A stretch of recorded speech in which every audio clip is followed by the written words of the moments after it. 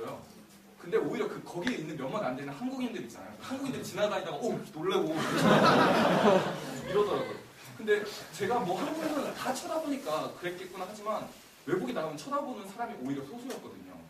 아마 그때부터였던 것 같아요. 제가 그런 생각을 하게 된 것 같아요. 다른 사람 눈에 맞추는 스타일보다는 내가 편하고 내가 좋아하는 스타일의 옷을 입어보자 라는 생각을 했던 것 같아요.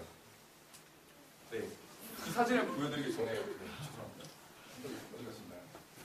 네, 제가 그렇게 호주에서 이제 워킹홀리데이를 마쳤잖아요. 네, 워킹홀리데이를 마치고 한국에 돌아오면서 생활 한번 에스닉 패션을 추구하게 됩니다. 뭐 보시는 옷들이나 지금 보시는 옷들 같은 거. 처음에는 이렇게 제가 생활 한복을 추가로 구매하기 위해서 인터넷을 보다 보니까 남자 에스닉 패션 그 쇼핑몰들이 있더라고요. 그래서 인터넷 보면 되게 인터넷 쇼핑몰이 그렇잖아요. 보면 되게 예쁜. 그래서 샀는데 집에 와서 이제 택배를 부모님 먼저 뜯어보셨어요. 제가 집에 와서. 되게 기겁을 하시더라고요. 이게 무슨 옷이냐고. 저 역시도 처음엔 부담스러웠어요. 근데 이미 샀으니까 한번 입어보자라는 심정을 입었는데 뭐 에스닉한 제가 지금 입은 바지 같은 건 알라딘 바지라고 하는데 에스닉한 그 옷들이 되게 편하고 느낌도 나쁘지 않더라고요. 그래서 이제 그때부터 입기 시작했습니다.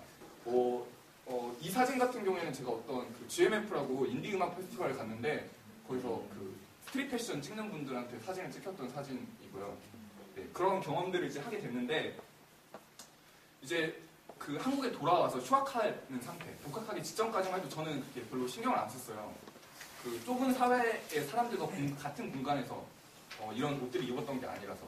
이 말씀이 무슨 말씀이냐면 제가 그 복학하면서부터 이런 옷들을 입고 다니니까 그 학생분들이 지금 여기 계시는 분들이 저를 이상하게 쳐다보시기 시작하더라고요.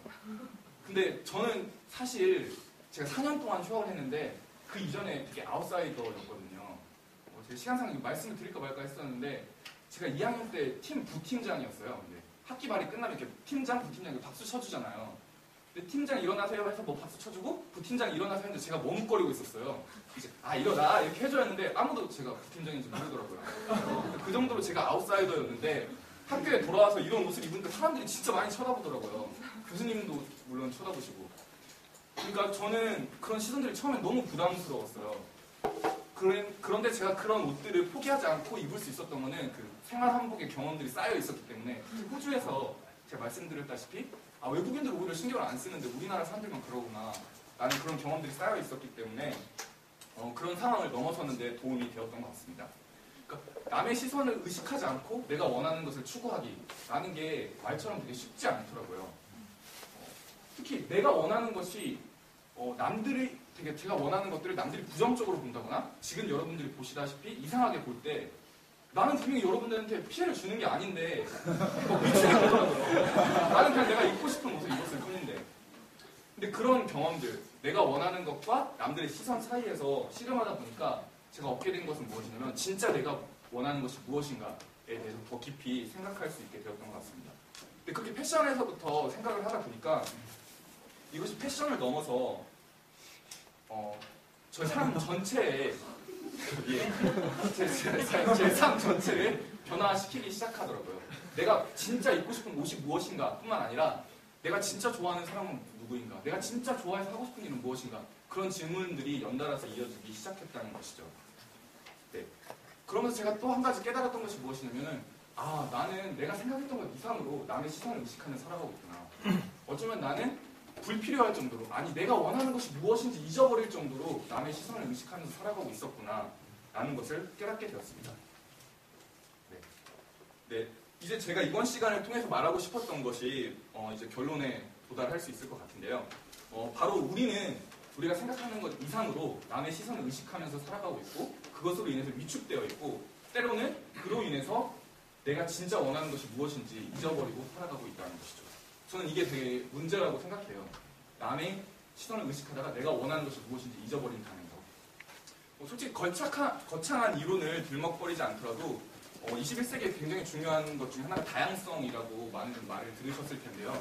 이 다양성이라는 것은 독창성에서부터 시작한다는 것을 우리는 어렵지 않게 생각할 수 있습니다. 근데 이 독창성이라는 것이 어디서부터 출발하느냐? 우리가 흔히 그런 말을 하잖아요. 세계에 많은 사람들이 살고 있지만 똑같은 사람은 한 명도 없다. 이 말은 다른 말로 하면은 우리 모두는 독창적인 존재라는 뜻이거든요. 근데 왜 우리는 독창적이지 않게 느껴지느냐? 그 이유 중에 가장 큰 이유 중 하나로 우리가 남의 시선을 의식하다가 위축되고 그러면서 자신이 가지고 있었던 독창성을 잊어버리는 것이라고 생각합니다.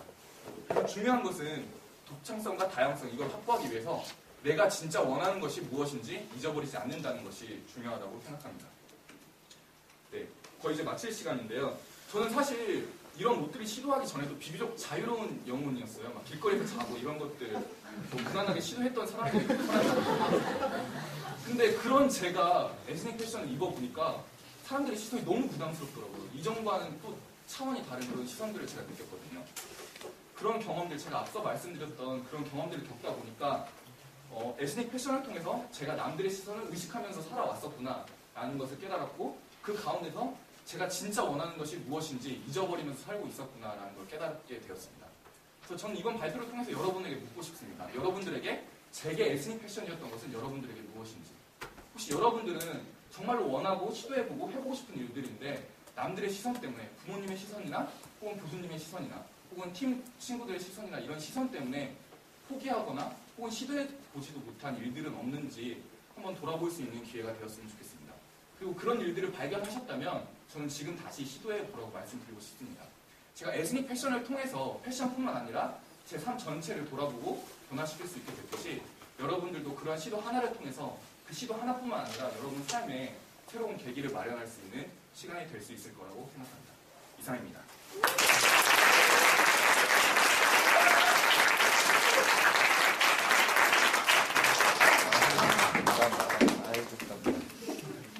감사합니다.